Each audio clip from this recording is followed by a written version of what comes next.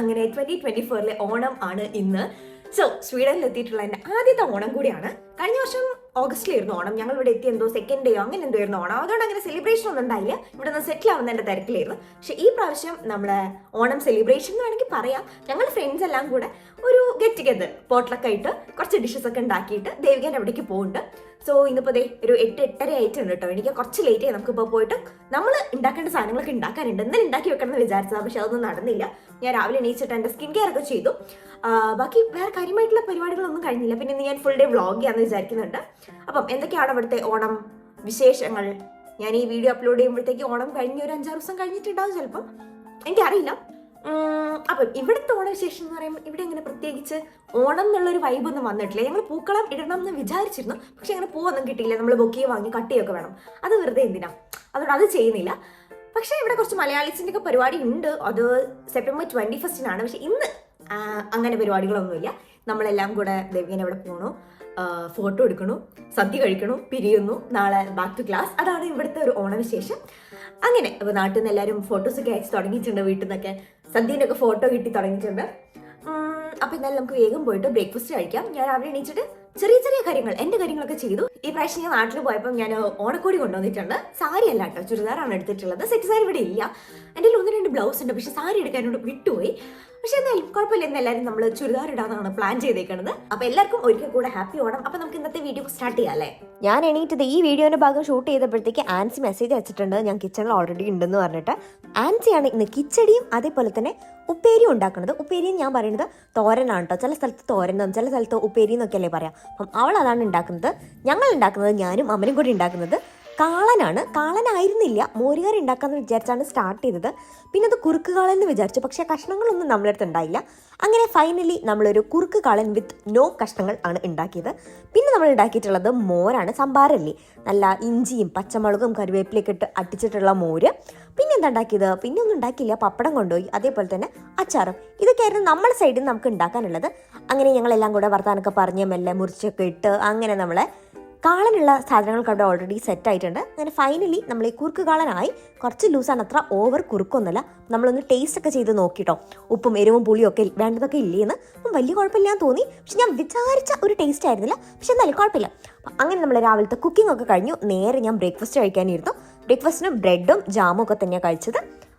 ഇവിടുന്ന് വാങ്ങിക്കുന്ന ഒരു ഫിഗിൻ്റെ ജാമുണ്ട്, നല്ല ടേസ്റ്റാണ്. പിന്നെ ഞാൻ വേഗം പോയിട്ട് തന്നെ മേക്കപ്പ് ചെയ്തു. സ്കിൻ കെയർ ഒക്കെയാണ് ആദ്യം ചെയ്യുന്നത്. എല്ലാ പ്രൊഡക്ട്സിൻ്റെയും ലിങ്ക് ഞാൻ താഴെ കൊടുക്കാം കേട്ടോ. കോസാറെക്സിൻ്റെ സിറമാണ് യൂസ് ചെയ്യുന്നത്. അതിനുശേഷം മോയ്സ്ചറൈസറും പിന്നെ അതേപോലെ തന്നെ സൺസ്ക്രീനും ഒക്കെ യൂസ് ചെയ്യുന്നുണ്ട്.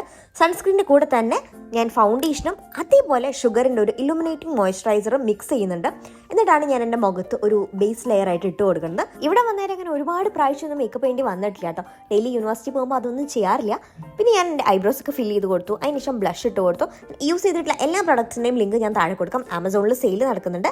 നിങ്ങൾക്ക് എന്തെങ്കിലും പ്രൊഡക്ട്സ് വാങ്ങിക്കണമെങ്കിൽ താഴെ ലിങ്കിൽ കയറിയിട്ട് പർച്ചേസ് ചെയ്യാവുന്നതാണ്. അങ്ങനെ നമ്മളത് ഒരുങ്ങി ബസ് വെയിറ്റ് ചെയ്ത് നിൽക്കുകയാണ്. ഞാൻ അമ്മൻ്റെ ടിക്കറ്റ് ലാൻഡ് ചെയ്തു. പിന്നെ നമ്മളിവിടെ ആൻസി ഉണ്ട്. അമ്മൻ എൻ്റെ സൈക്കിൾ എടുത്തും പോയി.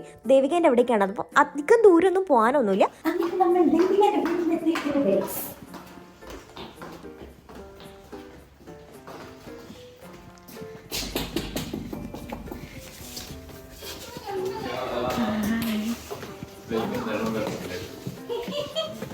ഞങ്ങൾ എത്തിയപ്പോൾ ശങ്കരേട്ടനും ദേവികയൊക്കെ ഒരുങ്ങുന്നേ ഉണ്ടായുള്ളൂ. കുറച്ച് കഴിഞ്ഞപ്പോൾ തന്നെ നമ്മൾ ആദ്യം താഴെ പോയിട്ട് ഫോട്ടോ എടുക്കാമെന്ന് വിചാരിച്ചു. സദ്യ ഒന്നും കഴിഞ്ഞാൽ പിന്നെ ഫോട്ടോ എടുക്കാനൊരു എനർജി ഉണ്ടാവില്ല.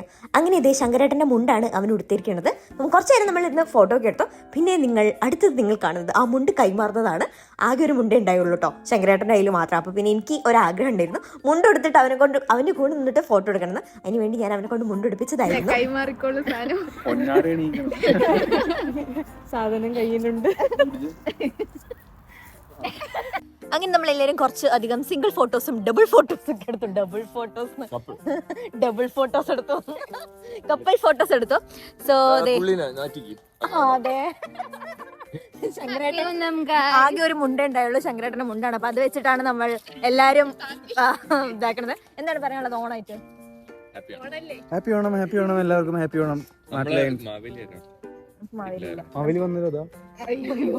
കുറെ പായസമൊക്കെ ഉണ്ടാക്കി മഹേഷേട്ടൻ എത്തിയിട്ടുണ്ട്. അപ്പൊ മഹേഷേട്ടനെയും അതിനെയും കൂടെ കുറച്ച് ഫോട്ടോസ് എടുത്തതിന് ശേഷം നമ്മൾ നേരെ പോയിട്ട് ഓണസദ്യ കഴിക്കും. ഒരുപാട് വിഭവങ്ങളുള്ള ഓണം. കൊടയ്ക്ക് പകരം ഹെൽമെറ്റ് ഒക്കെ വെച്ചിട്ടാണ് അങ്ങനെ നമ്മളെ സദ്യ കഴിക്കാനുള്ള തയ്യാറെടുപ്പിലാണ്. കുറച്ച് ലാസ്റ്റ് മിനിറ്റ് പ്രെപ്പ് ഉണ്ടായിരുന്നു, കാരണം നമുക്ക് പപ്പടം കാച്ചാനുണ്ടായിരുന്നു. പിന്നെ ഞാൻ അതിലൂടെയൊക്കെ നടന്നിട്ട് കുറേ ഫോട്ടോസ് എടുക്കുന്നുണ്ടായിരുന്നു. ഞാൻ ക്യാമറ കൊണ്ടുവരുന്നു കേട്ടോ. ഇവരെങ്ങനെ സദ്യ വിളമ്പണം എന്നുള്ള പ്ലാനിങ് ആണെന്ന് തോന്നുന്നു. അങ്ങനെ ഫൈനലി അവർ പ്ലാനൊക്കെ ചെയ്ത് വിളമ്പി തന്നു. നമ്മളെല്ലാവരും കൂടെ ഒരുമിച്ചിരുന്നിട്ട് ഓണസദ്യ കഴിച്ചു.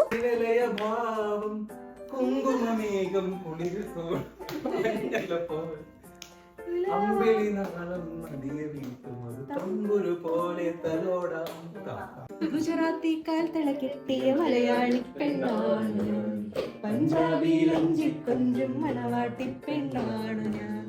മയിലാട്ടത്തിൽ I am not responsible for this.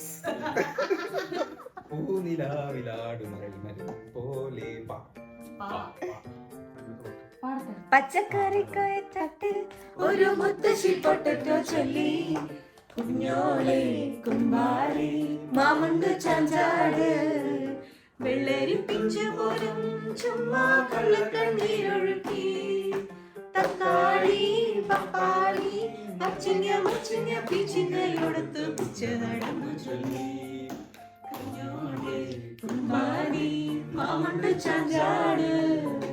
അങ്ങനെ കുറച്ച് നേരത്തെ പാട്ട് കച്ചേരിക്ക് ശേഷം എല്ലാവരും ക്ഷീണിച്ചു. പിന്നെ ദേവിയേക്ക് ഇന്നൊരു ഡാൻസ് പ്രാക്ടീസ് ഉണ്ടായിരുന്നു. അങ്ങനെ എല്ലാവരും അന്ന് ബൈ ബൈ ഒക്കെ പറഞ്ഞ് ഇറങ്ങി. അങ്ങനെ നമ്മളെ ഓണം ഡേ ഇവിടെ കഴിഞ്ഞിരിക്കുക. പക്ഷെ ഇന്നത്തെ നമ്മളെ സെലിബ്രേഷൻ ഒക്കെ കഴിഞ്ഞു. സോ ഞാനും മാൻസിയും കൂടെ ദേവികാന്റെ വീട്ടിൽ നിന്ന് ഇറങ്ങി. എല്ലാവരും ഓൾമോസ്റ്റ് പോയിട്ടോ. മഹിഷേട്ടനും ആദ്യം കുറച്ച് മുന്നേ പോയി.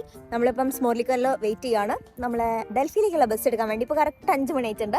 സോ അതായത് നമ്മളെ ഓണം സെലിബ്രേഷൻ ലുണ്ടിൽ അല്ലെങ്കിൽ സ്വീഡനിലുള്ള എൻ്റെ ഫസ്റ്റ് ഓണം സെലിബ്രേഷനാണ്. എൻ്റെ ആൻസി വന്നപ്പം ആൻസി ഭയങ്കര ലക്കിയാണ്. അവൾ ഭയങ്കര നല്ല അടിപൊളി സമയത്താണ് വന്നത്. എങ്ങനെ ഉണ്ടായിരുന്നു?